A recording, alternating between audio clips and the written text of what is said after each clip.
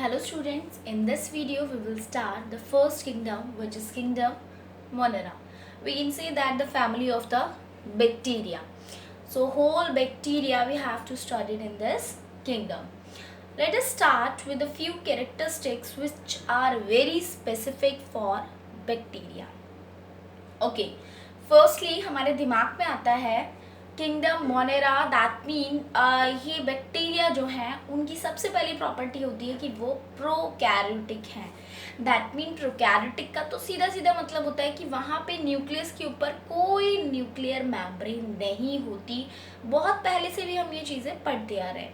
Okay, सो पहली चीज़ तो clear हो गई that prokaryotic without any proper nuclear membrane. Other than that nucleus के ऊपर तो कोई मेम्ब्रेन है ही नहीं. कोई और ऑर्गेनल जो होता है like endoplasmic reticulum and other then they are absent. We can say that there is no membrane bound other structure is also present, so they all are absent. Okay, if we talk about the structure and function, so this is very clear कि structure यहाँ पे simple होगा bacteria का, बिल्कुल होगा, लेकिन function उसका complex होगा. That mean we can say that कि एक छोटा सा बैक्टीरिया जो कि यूनिसेलुलर है लेकिन उसकी बॉडी में फंक्शन सारे कंप्लीट होंगे. सो दे परफॉर्म एवरी फंक्शन. सो एक ही सिंगल सेल में सारे फंक्शन कंप्लीट हो जाएंगे. And if we talk about that where they live, they found, so even the cold यानी बहुत कम टेम्परेचर पे भी सर्वाइव करते हैं बैक्टीरिया, और हार्श कंडीशन कह सकते हैं, और हॉट में भी सर्वाइव करते हैं इवन इन आर बॉडी.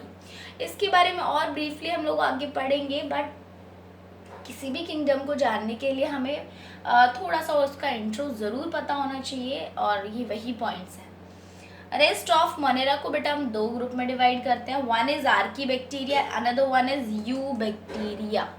ठीक है, आर्की बैक्टीरिया सब ऐसा माना जाता है कि सबसे पहले जो जिस बैक्टीरिया के बारे में पता चला वो था आर्की बैक्टीरिया.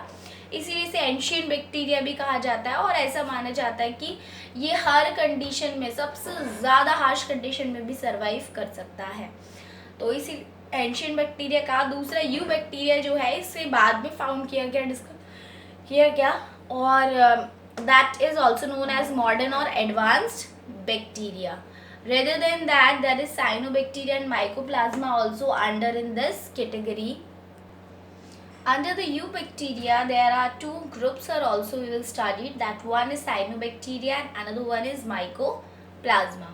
Okay, cyanobacteria हम यहाँ डिटेल में नहीं बात कर रहे हैं. This is also be known as in commonly BGA, that is blue green algae, जो कि ऑटोट्रॉफिक है. वैसे बैक्टीरिया जनरली हेटरोट्रॉफिक होते हैं, but this group is autotrophic.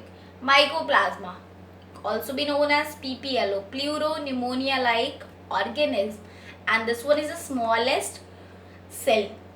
और इसमें स्पेशलिटी ये होती है कि इसके पास सेल वॉल नहीं होती है. माइकोप्लाज्मा बिना ऑक्सीजन के भी सर्वाइव करता है. इसका डिटेल्ड स्ट्रक्चर हम लोग बाद में पढ़ेंगे. इसके बाद हम लोग बात करेंगे क्या बैक्टीरिया को अलग अलग कैटेगरी वाइज हम डिवाइड भी करते हैं.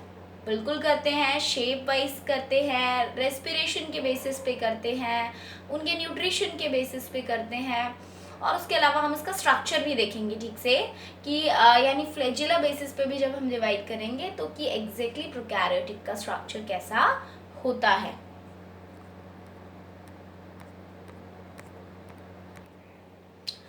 Now we will discuss about the basis of shape. So on the basis of shape, they are divided into few these categories.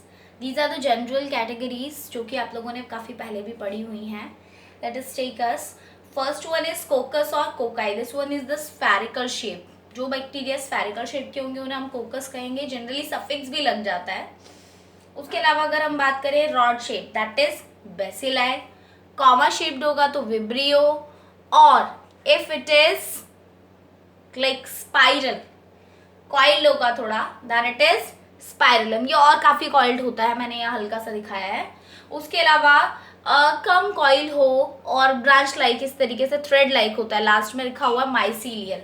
ये बहुत ही अनकॉमन है, ज़्यादातर नहीं देखने को मिलता है. मोस्ट कॉमन जो सबसे ज़्यादा मिलता है देखने को that is bacilli. Rod shape जो बैक्टीरिया है वो सबसे ज़्यादा देखने को मिलता है। इसके बाद हम बात करें कि अगर ये सिंगल है तो हम कोकाई बोलेंगे, मोनोकोकस कह सकते हैं, बट अगर ये दो एक साथ जुड़े हुए होंगे तो फिर हम क्या कहेंगे, diplococcus, when two are together.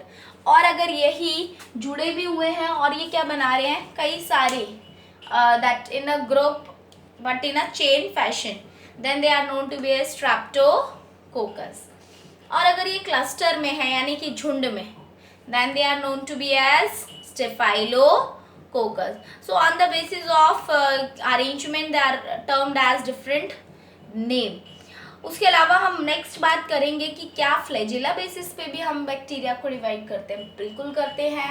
Number of flagella होना यानी कितने फ्लैजिला हैं, या फिर वो फ्लैजिला जो है किस तरीके से मूवमेंट या अपोजिट डायरेक्शन में है, 2 है 3 है, that is depend on that. Okay, यहाँ पे हम देख रहे हैं प्रोकैरियोटिक सेल का स्ट्रक्चर। एक जो जनरली प्रोकैरियोटिक सेल होता है उसका किस तरीके का स्ट्रक्चर होता है। शेप के बारे में हम एग्जैक्टली नहीं कहेंगे कि शेप ऐसी होती है, बट ज़्यादातर जो प्रोकैरियोट्स है उनमें क्या क्या चीज़ें देखने को मिलती है, क्या ऑर्गेनल्स होते हैं या नहीं। सबसे पहले हम शुरुआत करेंगे स्ट्रक्चर की 1 बाय 1, क्योंकि हम एक सीक्वेंस के साथ जब चीज़ें पढ़ना स्टार्ट करेंगे तो हम भूलेंगे नहीं। सबसे पहले आता है बाहर की जो एक लेयर, टफ कैप्सूल जिसे हम बोल सकते हैं, दैट इज म्यूसिलेज और वी कैन से कैप्सूल।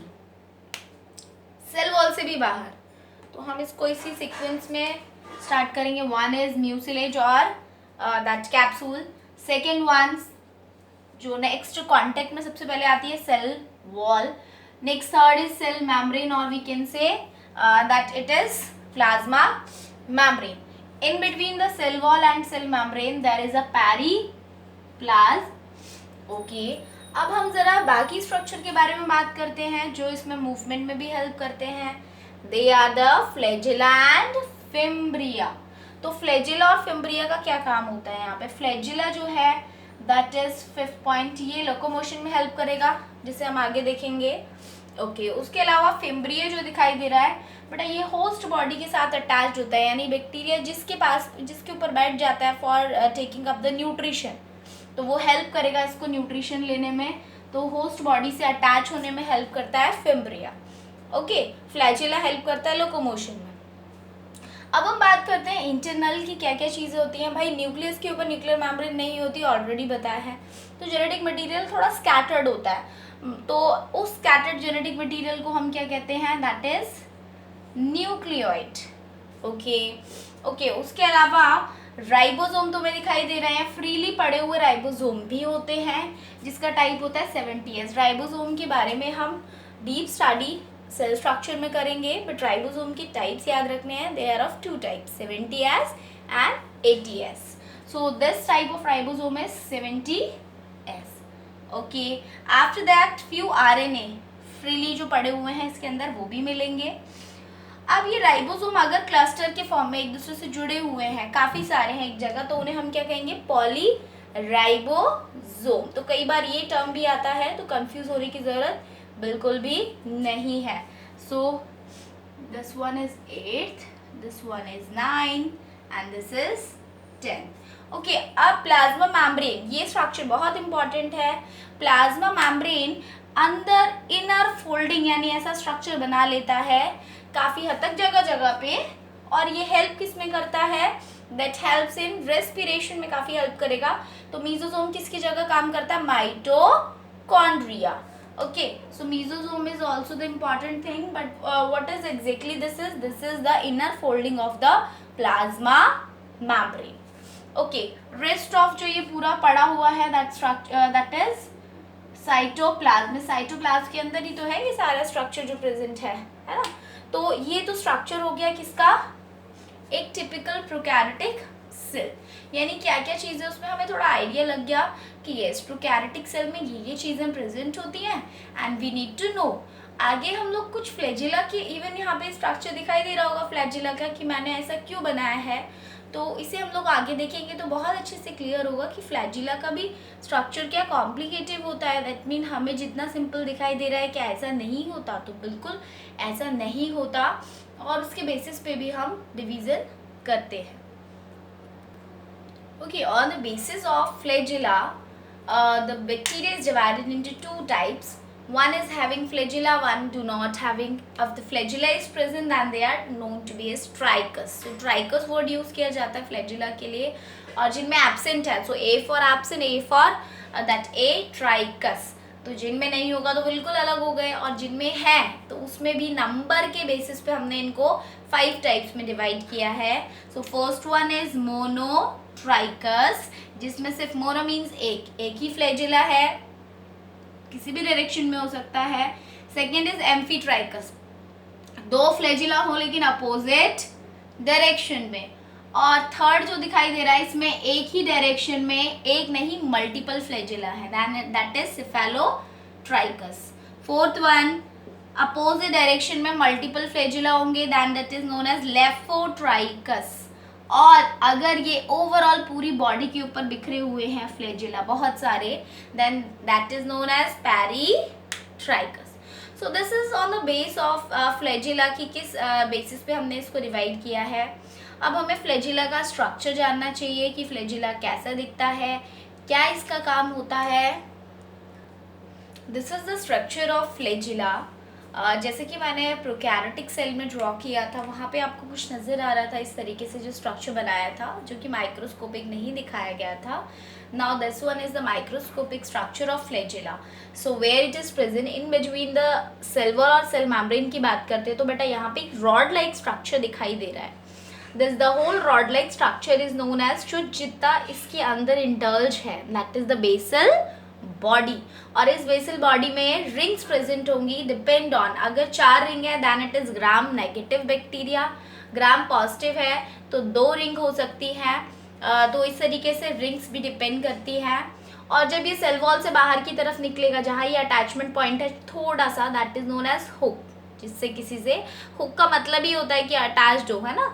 उसके बाद जो फिलामेंट है, यानी 3 पार्ट्स में डिवाइड करते हैं हम इसको, basal body, hook and the filament. Filament देखोगे यहाँ से बेस जो है वो ब्रॉड है, लेकिन जैसे जैसे आगे जाओगे टेपरिंग एंड दिखाई देगा क्योंकि काफ़ी पतला हो जाता है. अच्छा, इस फिलामेंट के स्ट्रक्चर में क्या फिल्ड रहता है, that is a protein which is special globular protein. और ग्लोबुलर प्रोटीन जो है that is known as flagellin protein, जो इसको लोकोमोशन में हेल्प करती है. Okay, so this is the structure of flagella. You have to learn in between cell wall and cell membrane there is a structure of flagella is known as basal body that having rings, either 2 or it may be 4. If 4 that is a gram negative bacteria, if 2 that is a gram positive bacteria. Then after cell wall के ऊपर जो attachment point है, इसको we can say that hook, and that last part is known as filament. So this is flagellal structure.